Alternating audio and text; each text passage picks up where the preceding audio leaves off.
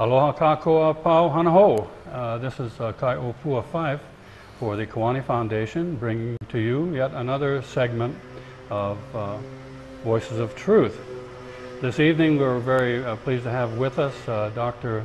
Baron Ching to kind of introduce himself to you, and welcome to Voices of Truth. Aloha.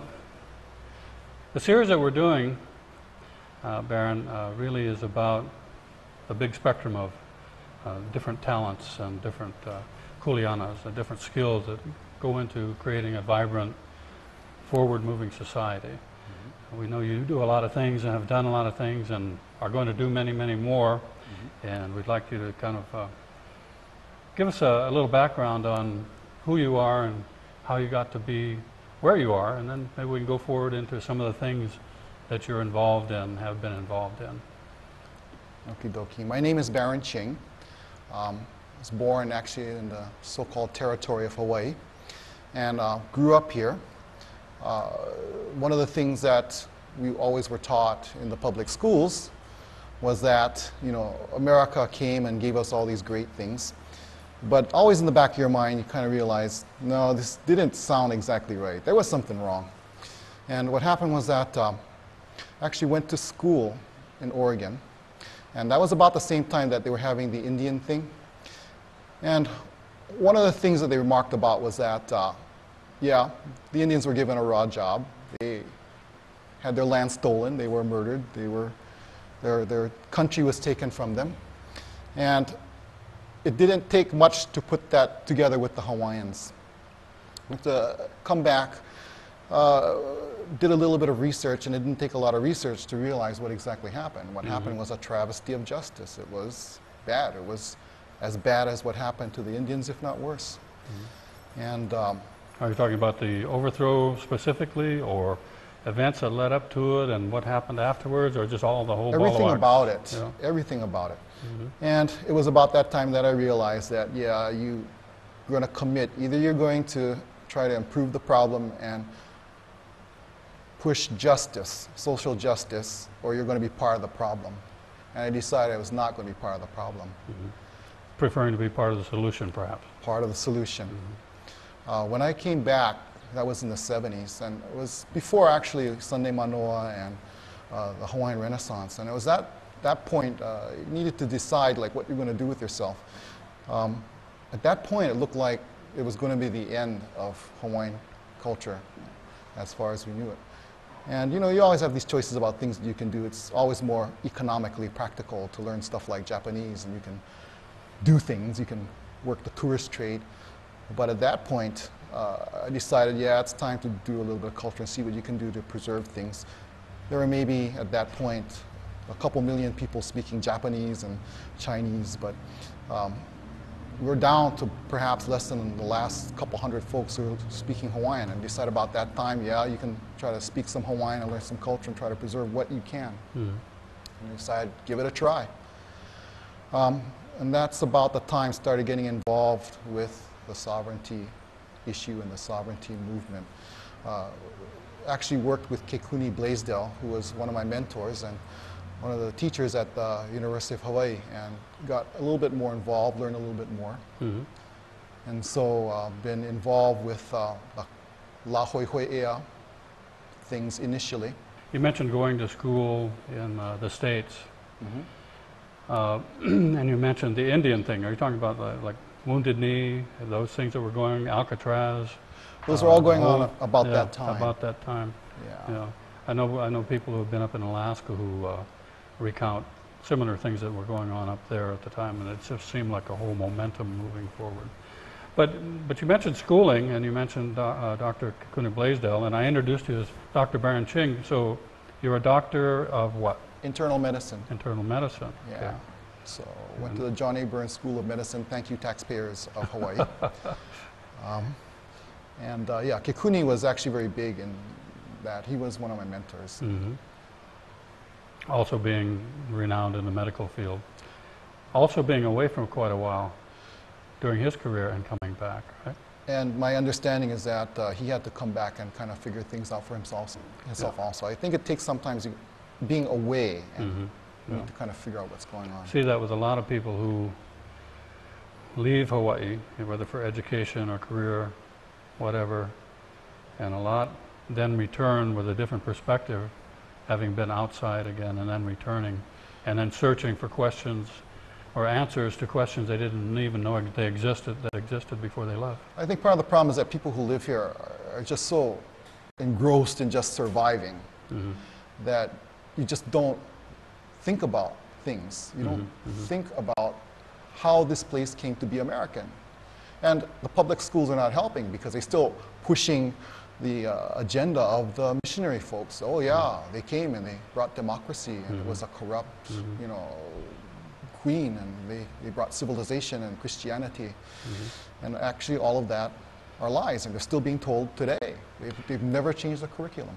Well, you mentioned the fact that most people are struggling daily just to survive, but at the same time we see that so many people are tremendously busy. I mean, you're in the medical field.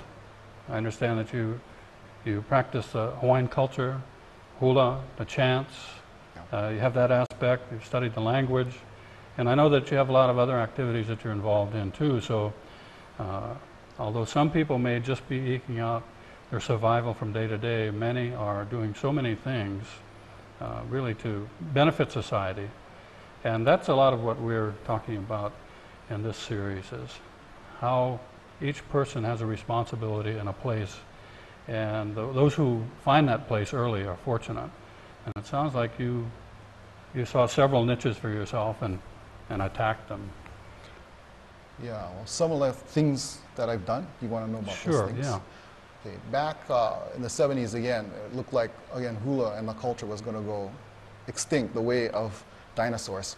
About that time, got involved with the hula. I actually started off with Ho'olu Canberra and been through a series of Maiki hulus, kumu hulas. And so I think next year marks, was that? That's like 30 years been involved in the hula. Wow. And because nobody knows how to chant nowadays, it seems like I end up being the guy who has to do the protocol for things, just because nobody else does it. Yeah. Okay. Sure. But other things that have happened is that belong to several sovereignty organizations, and we have adopted a lot of places. We are the stewards of the Pohukaina burial mound. We've been taking care of it since '98. When we got to the place, you know, it was just one of those things that the state workers had to take care of, and so they just had to mow the grass, and they didn't care about the place very much. But it is a very sacred place. So you're talking about serious malama. Yeah, so we've been taking care of that place since '98. We're stewards of it, and if you haven't seen the difference, there's been a change. We're working on that. Also, you ever heard of this place called Kaniakapupu? Oh, sure, yes. Yeah. Uncle Mel Kalahiki is involved in that. As a matter of fact, we've been up there a couple of times when you were leading the entrance. Yeah, I think again, your halau was up there on several occasions. Yeah, they have been actually. Kaniakapupu is Kamehameha Third Summer Palace, and it's actually one of the few places in Hawaii where something good happened. It was a place where they had two big pa'inas to celebrate the restoration of the Kingdom of Hawaii, the restoration of independence in the nation. Once in 1843, that was August 4th, and in July 31st, 1847.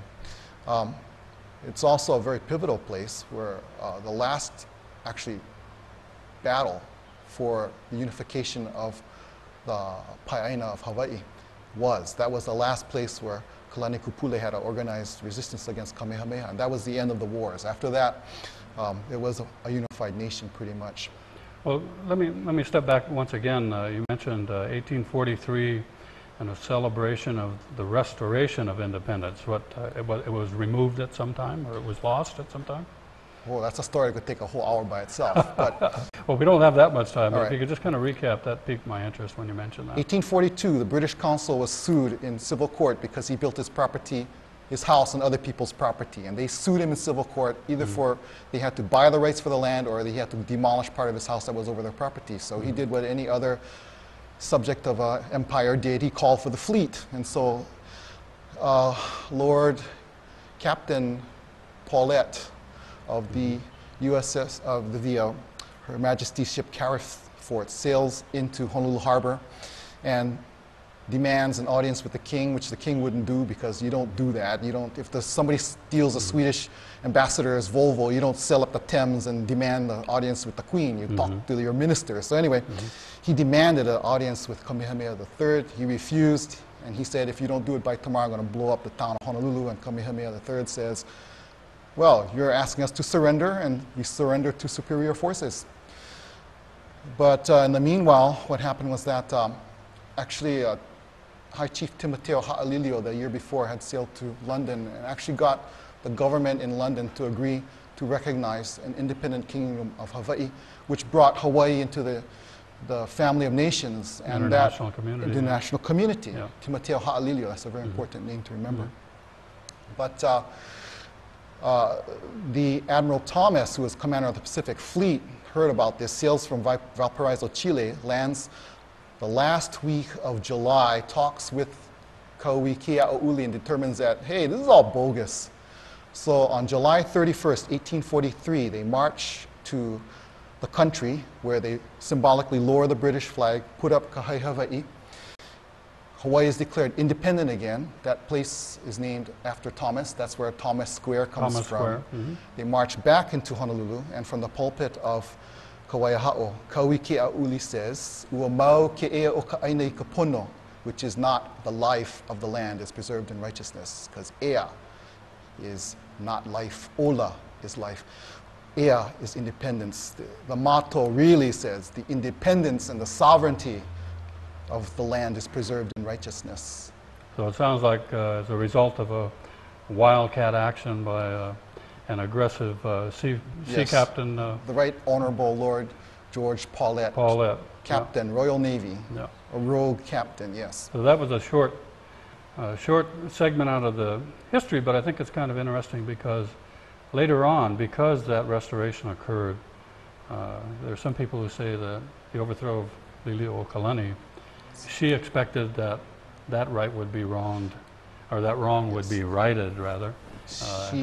That Pono would be done. She made the mistake in assuming that the United States had honor. Yeah. And the United States did not and does not have honor to this very day. But well, getting back to what's going on today and what you're involved in today, you have your halal, very active halal. I'm just a student, sorry. Well, you're a student. Yes.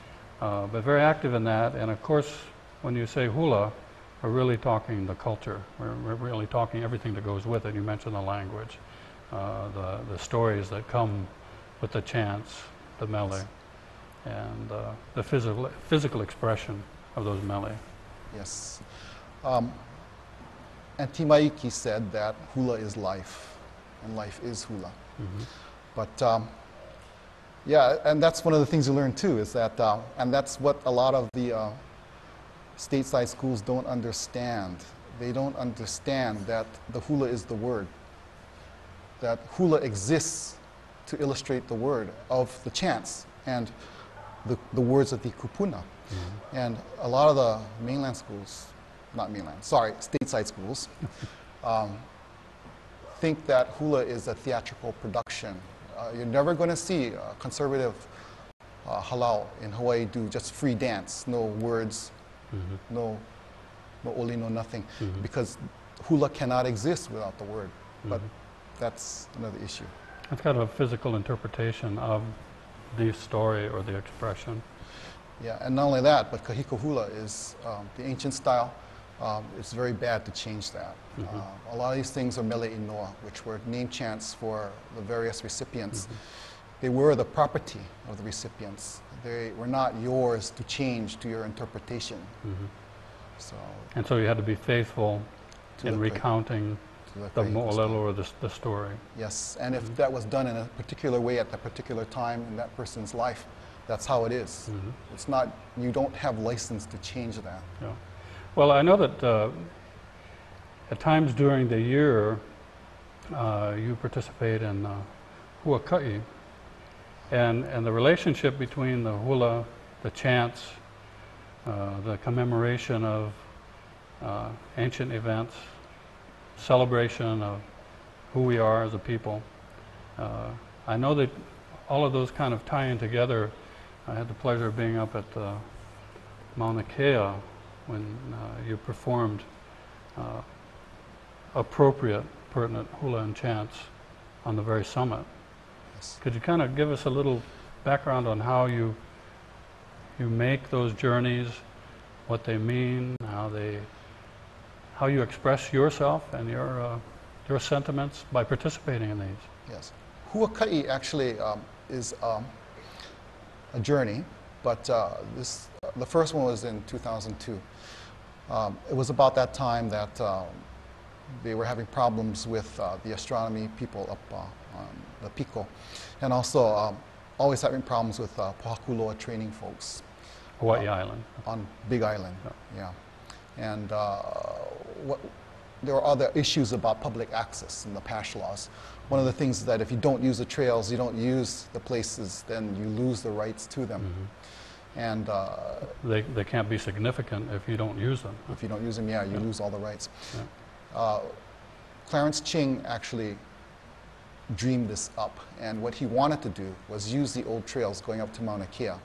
They were already starting to shut off access to a lot of these trails. Mm-hmm. You need to get permission. They being? The landowners. Landowners, okay.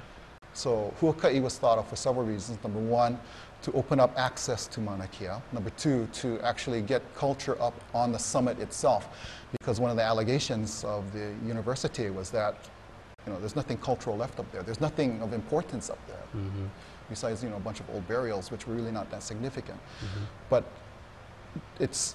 Mauna Kea is actually a living place. It's actually the home of dozens of gods and goddesses.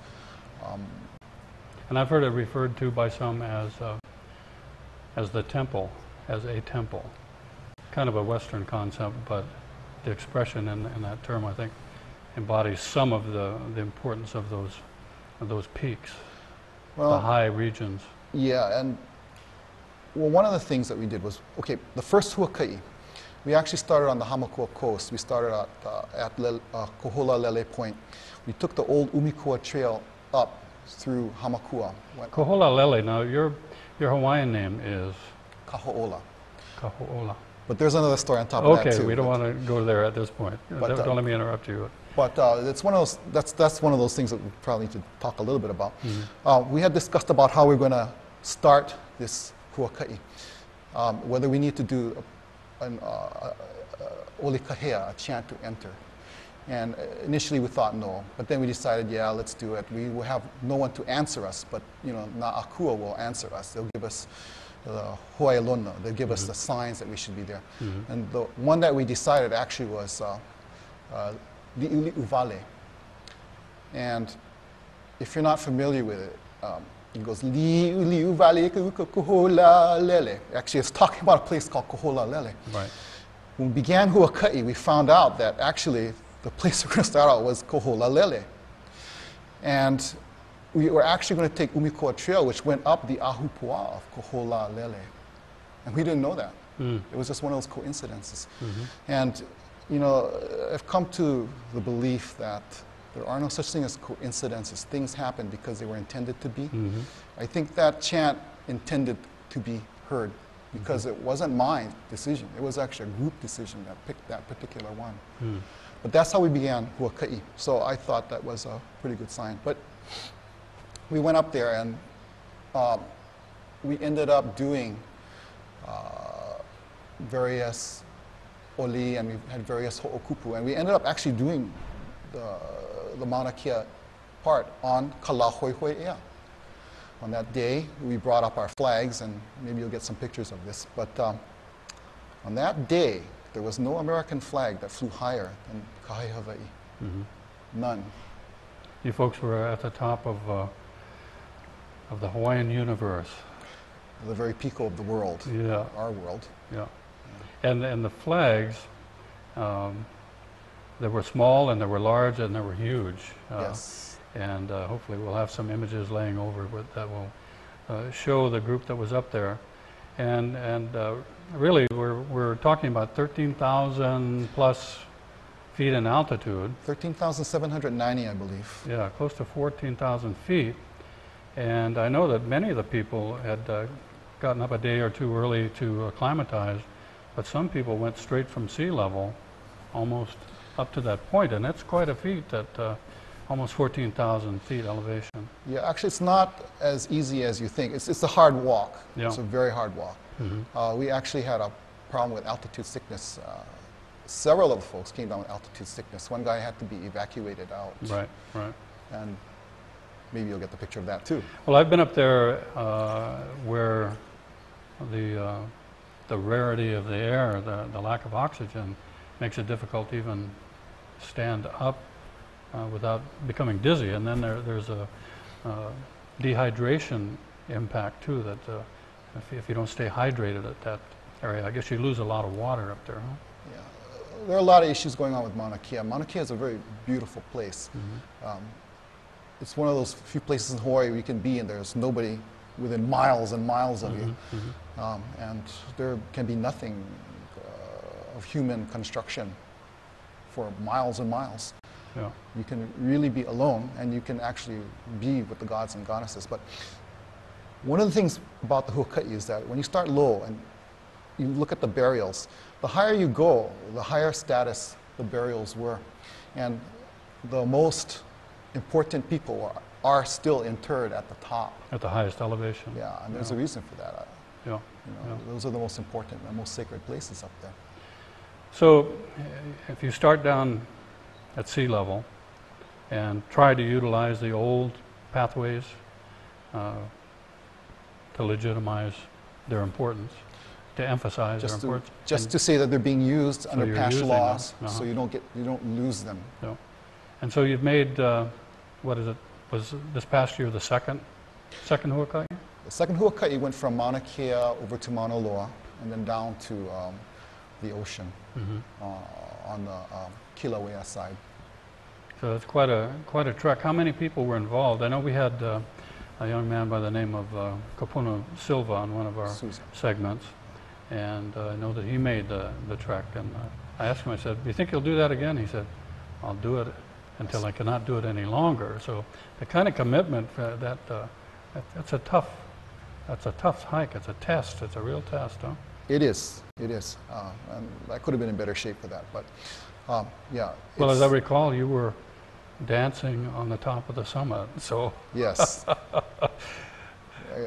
got a little better shape for this one. Yeah. But, yeah, it's a hard hike. It's like no accommodations, no bath for 4 days. Half the time, if you need to use the bathroom, you have to dig a hole in the pasture, and there's your bathroom. It's a little tough, yeah. How many people participated, or how many started? How many finished? I know there were support groups, some furnace supplies, and you mentioned having a medical incident that required some kind of support. We have 7 people. 7 people. Yeah.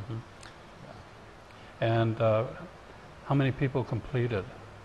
We all completed them, except for that one person who had to be medevaced out. And it's not good to go back up there if you have altitude sickness, because it could happen again. So he had to wait until we got down to the 6,000. Is there something? Is there a medical, physical predisposition to altitude sickness, or? No, it's totally unpredictable, and it's actually worse if you're younger. Really? Yeah.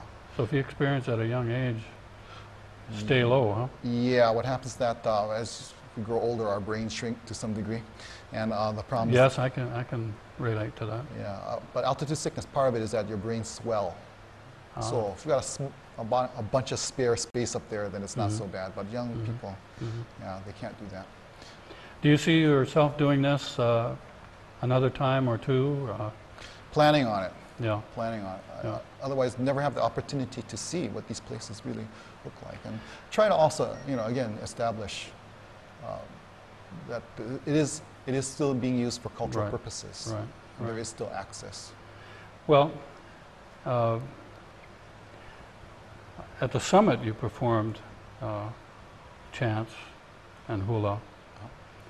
Were there any other places that you similarly celebrated or expressed some of the traditional ways?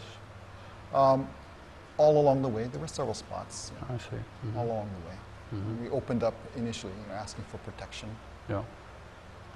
Yeah, it's interesting when you mentioned the Ole Kahea, Li'uli Uvale, because I was up, I think it was a 9,000 foot level where there's a lele in place, and we had a small group and we approached the lele, and so as a Ole Kahea, that's the one that came to my mind, and I did that also, not knowing You were in the history, yeah. You're in the Ahupua of Kohola Lele at that point. But there's no whales up there. No, actually, that's another thing we found out. It's not named after real whales. It's like up Yucca, there's a wind, and that wind blows the clouds, and the clouds look like leaping whales. Oh, and my that's goodness. where it gets the name from. I see, so it's the clouds, it's not actual whales. Right, it's not Ikai. Well, that's interesting to know. You know, without having that knowledge, that Ole Kahea would have less meaning. It would be less meaningful. And the things that you've talked about, and I know that we have people in television land who are watching us this evening, and I think that some of them may be asking, you know, while they're sitting there watching you on television, how can I be involved? How would you encourage people to identify their muse or their kuleana, and what would you advise them to do? Okay. Sovereignty begins in your own backyard. There's all these projects that need to be done all over the place. Get involved. It's not just the overall big governing picture. It starts in your backyard, your own neighborhood, your own ahupua. Start there. And with yourself. With yourself. With yourself. Thank you very much, ladies and gentlemen. Thank you again, Dr. Ching. Appreciate your being here with us. Look forward to you folks tuning in to the next segment of Voices of Truth, brought to you by the Kiwani Foundation. Aloha, ahui ho. Kawaiahao, Kawike Auli says, Ua mau ke ea o ka aina I ka pono, which is not the life of the land, is preserved in righteousness, because ea is not life, ola is life. Ea is independence. The motto really says the independence and the sovereignty of the land is preserved in righteousness.